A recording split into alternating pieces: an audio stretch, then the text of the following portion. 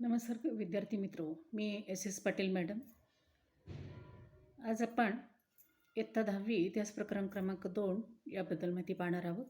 या आधीच्या व्हिडिओमध्ये आपण म्हणजे पहिल्या प्रकरणामध्ये इतिहास लेखनाची पद्धती परंतु पाश्चात्य कोणती होती हे पाहिलेलं आहे. आता आपण पाहायचं आहे की भारतामध्ये इतिहास लेखनाच्या पद्धती कोणत्या होत्या आणि केव्हापासून त्या सुरू होत्या. समोर एक चार्ट आपल्याला दिसतो आहे. म्हणजे प्राचीन काळामध्ये भारतामध्ये कोणकोणत्या लेखकांनी कोणते ग्रंथ लिहिले याबद्दल.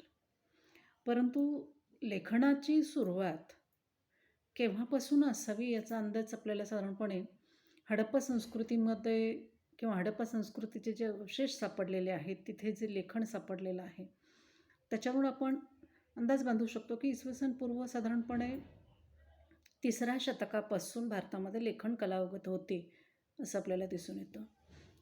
त्या हडप्पा संस्कृतीमध्ये सापडलेल्या मुद्रांवर काही ना काहीतरी लिखाण झालेलं आहे, परंतु ते कोणत्या लिपीतील आहे याचं वाचन अजूनही करता आलेलं नाही. किंवा इसवी सन पूर्व 3ऱ्या शतकामध्येच साधारणपणे चंद्रगुप्त मौर्याचा काळ, ज्या काळामध्ये विशेषतः वेगळ्या धातूच्या पत्र्यांवर आणि दगडी कोरीव काम करून म्हणजे शिलालेख अशा प्रकारचं लिखाण केलेलं आपल्याला बघायला मिळतं. आणि त्यामुळं आपल्याला प्राचीन काळामध्ये मोठ्या प्रमाणामध्ये लिखाण केलेले काही ग्रंथ बघायला मिळतात. जसं की तुम्हाला इथे आपल्याला दिसतं बा समोर अगदी प्राचीन काळ, मध्ययुगीन काळ आणि आधुनिक काळ. आपण आधुनिक काळापासून जाऊयात. आधुनिक काळामध्ये जेम्स मिल हे सगळे ब्रिटिश लेखक आहेत. The history of British India. British India म्हणजे ब्रिटिशांचा इंडिया असं त्यांना म्हटलेलं दिसते पहा. फक्त इंडिया नाही म्हटलेलं. म्हणजे भारत हा नेहमी वसाहत राहिला पाहिजे, ब्रिटिशांचा तो इंडिया आहे अशा अर्थानं त्यानं लेखन केलेलं आहे. म्हणजे दुय्यम दर्जा भारताला देण्यात आलेला आहे. त्यानंतर mount Stuart the history of India, नशीब की इंडियाची हिस्ट्री असं तो म्हणालेला आहे किंवा भारताचा इतिहास असा त्यानं उल्लेख केलेला आहे. तरीसुद्धा दुय्यम दर्जाच या लेखनामध्ये बघायला मिळतो. जेम्स ग्रँडपनं द हिस्ट्री ऑफ मराठाज, मराठ्यांचा इतिहास लिहिलेला आहे. कर्नल टॉडनं राजस्थानचा इतिहास. मध्ययुगामध्ये कोण कोण दिसतं पहा. कल्याण हा राजतरंगीने काश्मीरबद्दल लिखाण केलेला ग्रंथ. त्यानंतर काही मुस्लिम लेखक आपल्याला पाहायला मिळतात, जसं की झियाउद्दीन बर्नी, त्यानं तारिख ए फिरोजशाही लिहिलेला आहे. बाबर, तुझुकी बाबरी, पहिला भारतातील मुघल सम्राट आणि वेगवेगळ्या प्रकारचे बखरे. या सर्व प्राचीन, मध्ययुगीन आणि आधुनिक लेखनामध्ये आपल्याला भारतीय लेखन पद्धती आपल्याला पाहायला मिळते. आता इथे पहा, बहुतेक किंवा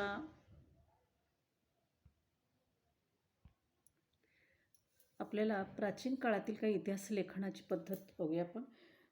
ज्यामधून आपल्याला इतिहास कळतो. मौखिक साधने, मौखिक परंपरा म्हणजे कथा, कहाण्या, पोवाडे, लोकगीतं यामधून आपल्याला काही प्राचीन मुखाद्वारे एका पिढीकडून दुसऱ्या पिढीकडे इतिहास आपल्याला पुढे समजत गेलेला दिसतो.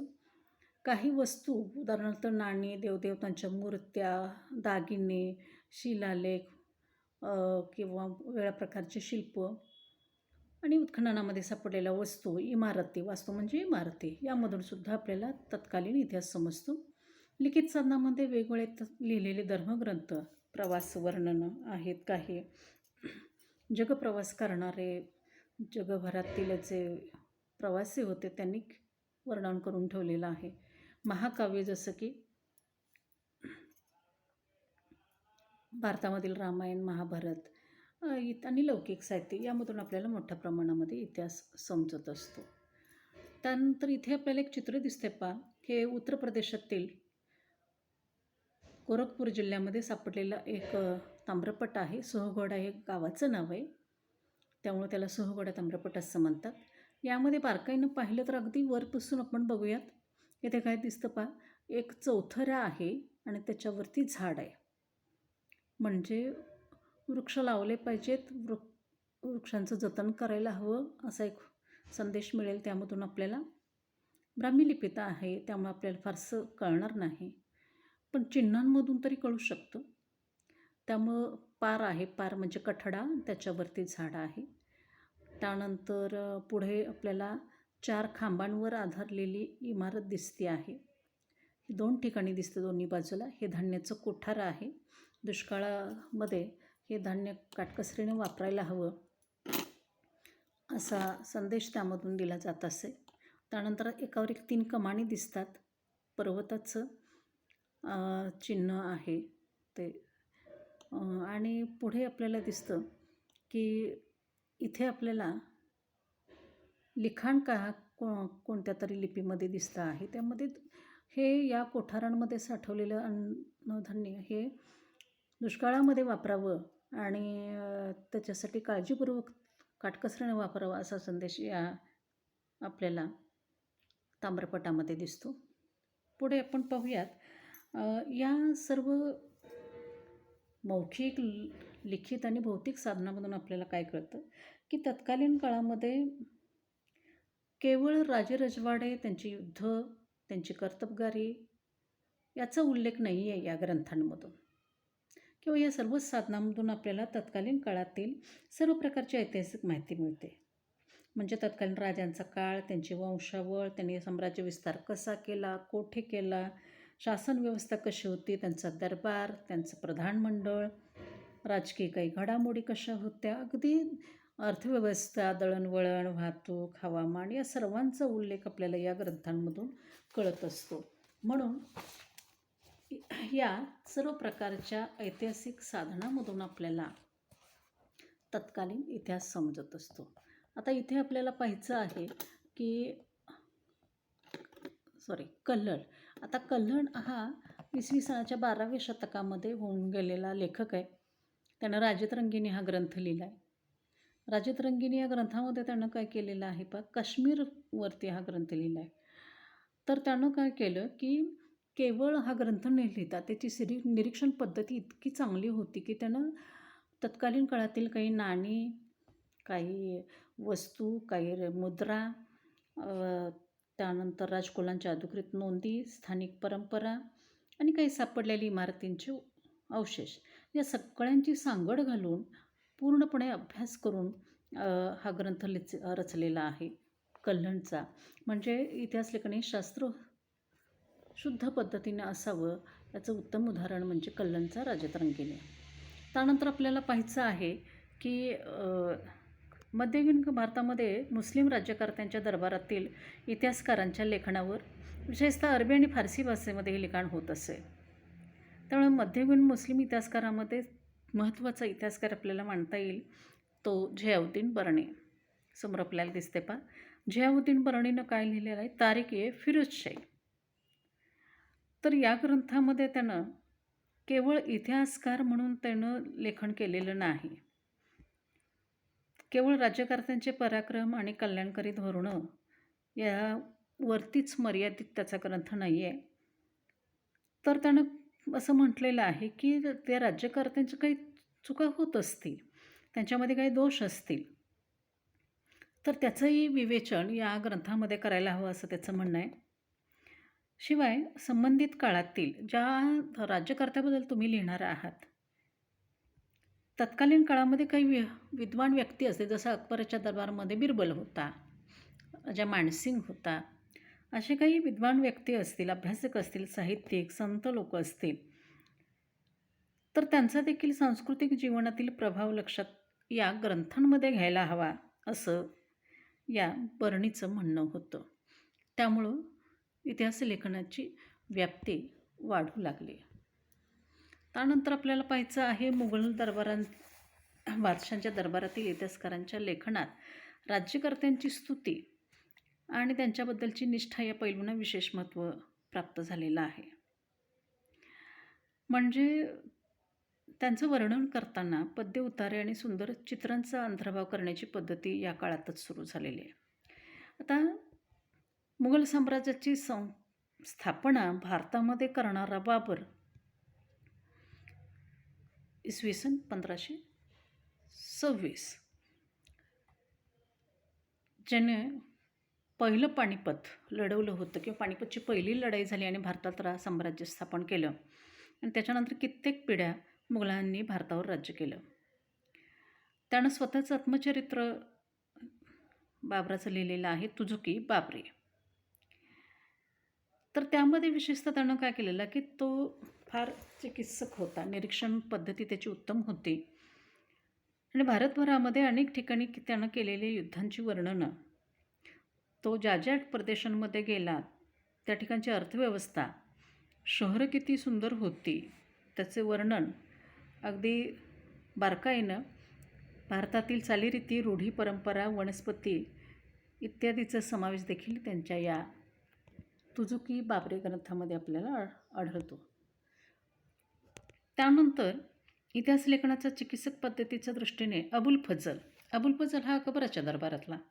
त्यानं अकबराबद्दल अकबरनामा हा ग्रंथ लिहिला. खरं तर त्यानं काय केलं की अधिकृत नोंदींच्या आधारे ऐतिहासिक कागदपत्रांचे काळजीपूर्वक केलेलं संकलन, म्हणजे ज्या नोंदी सापडलेल्या आहेत त्या कागदपत्रांचं काळजीपूर्वक त्यानं संकलन केलेलं आहे, छाननी करून त्याची विश्वासार्हता तपासून पाहिलेली आहे आणि त्याच्यावरती म्हणजे कोणतंही म्हणजे त्यामध्ये अंदाज किंवा काल्पनिक असं काही नाही, वास्तववादी जे घडलेलं आहे तेच त्यानं अकबरनामामध्ये लिहिलेलं आहे. आता समोर एक तुम्हाला दिसतं पहा बखर हा इतिहासातील एक साहित्याचा महत्त्वाचा प्रकार आहे. यामध्ये शूरवीरांचं गुणगान, ऐतिहासिक घडामोडी, लढाया, थोर पुरुषांची चरित्रे याविषयी आपल्याला लेखन बखरीत वाचायला मिळतं. परंतु मराठी भाषेमधील बखरीचा जर विचार केला तर यामध्ये सर्वात महत्त्वाची सभासदाची बखर ही पहा. आता सभासदाची बखरमध्ये कृष्णाजी अनंत सभासद हे छत्रपतींचे समकालीन होते, परंतु त्यावेळेला त्यांच्याकडून लिखाण नाही झालं. परंतु छत्रपतींचे दुसरे पुत्र राजाराम महाराज यांनी सभासदांकडून छत्रपतींच्या कारकिर्दीबद्दल लिहून घेतलेलं आहे, त्याला नाव दिलं सभासदाची बखर. पुढे भाऊसाहेबांची बखर. भाऊसाहेबांच्या बखरीमध्ये काय दिसतं, पानिपतच्या लढाई, तिसरी पानिपत, जे आपलं 1761ला तिसरं पानिपत झालेलं आहे, त्या तिसऱ्या पानिपताबद्दल भाऊसाहेबांच्या बखरीमध्ये लिखाण आपल्याला आढळतं. पानिपतची बखर, भाऊसाहेबांची बखर.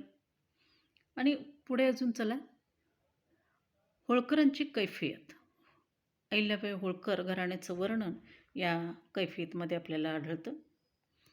अशा प्रकारे आपल्याला मराठी भाषेमध्ये बखर हा प्रकार साहित्याचा महत्त्वाचा प्रकार आढळतो.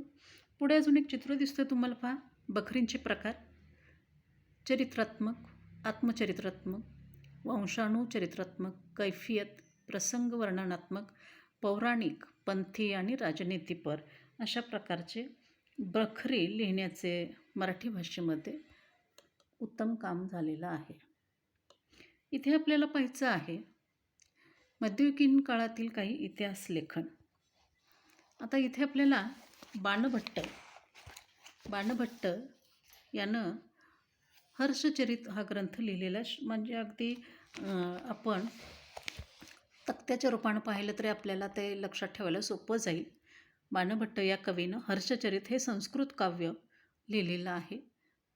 यामध्ये काय आहे, 7व्या शतकातील जीवनाचं चित्रण आहे. कल्याणचा राजतरंगिणी मगाशी आपण बघितला, काश्मीरचा इतिहास, जियाउद्दीन बर्णी, तारक फिरोजशाही इतिहास लेखनाचा हेतू काय असावा. बाबरानं तुझुकी बाबरीमध्ये युद्धाचे वर्णन केलेलं आहे. अबुल फजल अकबरच्या दरबारातला, त्यानं अकबरनामा लिहिलेला आहे. इतिहास लेखन चिकित्सक पद्धतीने झालं पाहिजे. अनंत सभासदाची बखर, शिवाजी महाराजांबद्दल लिखाण, हसन निजामी, ताजुल मासीर, मध्ययुगीन कालखंडाविषयी माहिती यामधून आपल्याला मिळेल.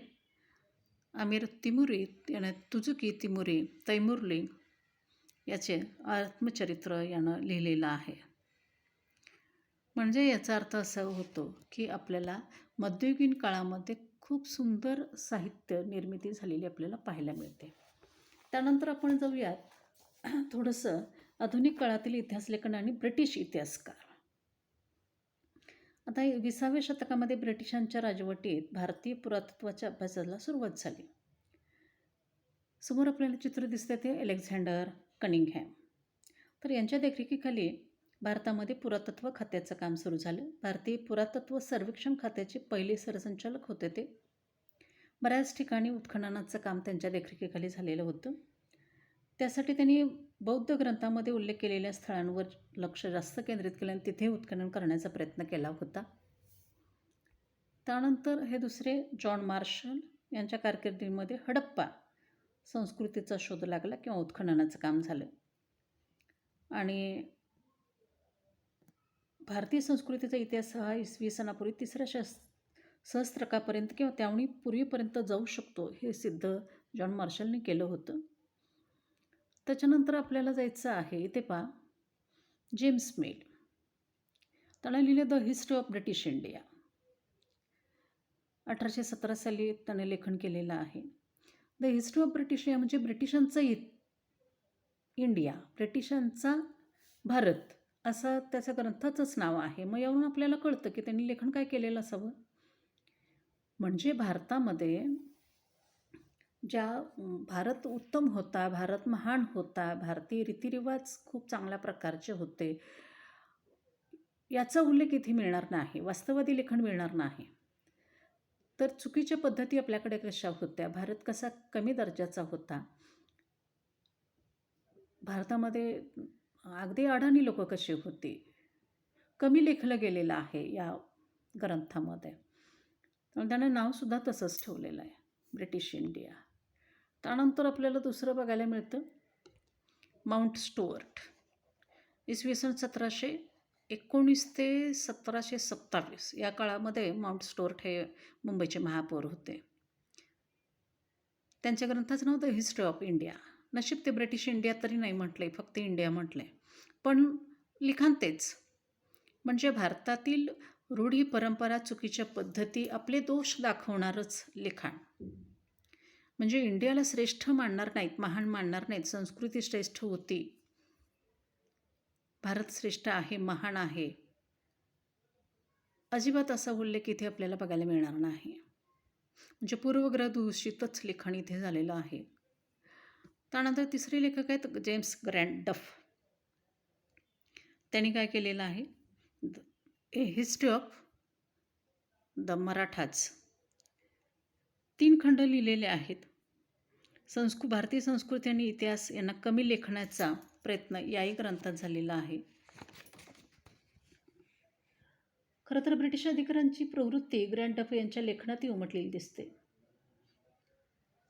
त्यामुळं मराठ्यांना म्हणजे खरं तर भारताचा इतिहास श्रेष्ठ, तसंच भारताच्या इतिहासामध्ये मराठ्यांचा इतिहासही श्रेष्ठच आणि कर्तृत्व गाजवणारे पराक्रमी राजे महाराष्ट्रामध्ये अनेक झालेले आहेत. त्याचा उल्लेख इथे आपल्याला मिळणार नाही. आपल्याला कमी लेखणारच लेखन इथे डफच्या ग्रंथात दिसणार. पुढे दिसतं आहे आपल्याला कर्नल टॉड. याच्या लेखनामध्ये आपल्याला राजस्थानचा इतिहास लिहिलेला कळतो. विल्यम विल्सन हंटर यांनी हिंदुस्थानचा द्विखंडात्मक इतिहास लिहिला. या सर्वांमधून आपल्याला काय दिसतं लक्षात येतं का विद्यार्थी मित्रांनो, जरूर भारतामध्ये राहिल्यानंतर या काही पाश्चिमात्य किंवा ब्रिटिश लेखकाने जरी भारतामध्ये किंवा भारताबद्दल ग्रंथ लिहिले असले तरीसुद्धा हे लेखन भारताला कमी लेखणारच होतं. म्हणून आपल्याला काय करावं लागेल की प्राचीन जे आपल्याला साहित्य उपलब्ध झालेलं आहे त्याच्या बरोबरीनं किंवा त्याच्यानंतर तरी भारतीय काही लेखकांनी भारताबद्दल लिहून ठेवलेलं आहे का, ज्याच्यामधून आपल्याला आपला उत्तम कालखंड किंवा आपला इतिहास समजून घेता येऊ शकतो. असे काही लेखक आपल्याला बघता येतील पण पुढील पाठामध्ये किंवा पुढील व्हिडिओमध्ये. धन्यवाद.